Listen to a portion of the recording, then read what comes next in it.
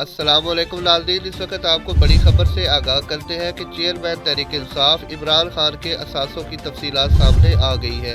तफसीलात के मुताबिक गुज़श्ता 5 सालों में तहरीक इंसाफ के चेयरमैन इमरान खान के असासों में 27 करोड़ रुपए का इजाफा हुआ। चेयरमैन तहरीक इंसाफ के असासों की मालियत 2018 में 3 करोड़ 80 लाख रुपए थी, जबकि 2023 में असासों की मालियत 31 करोड़ रुपए से ज़ायद है।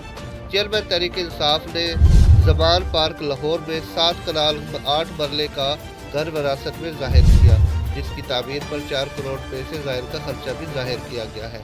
तफसीलात में मज़ीद बताया है कि बनी गाला में 300 कनाल अराजी को तोहफे के तौर पर ज़ाहिर किया गया है। उसके अलावा पक्कर में विरासत में मिली 188 कनाल अराजी भी कागजात में ज़ाहिर की गई है। तहरीक इंसाफ के चेयरमैन तहरीक इंसाफ के पास इस्लामाबाद के मुख्तलिफ बैंक अकाउंट में 6 करोड़ से ज़ायद की रकम भी मौजूद है और उसके अलावा तोशा खाना से खरीदी गई कीमती अशिया की कीमत 1 करोड़ रुपया ज़ाहिर की गई है।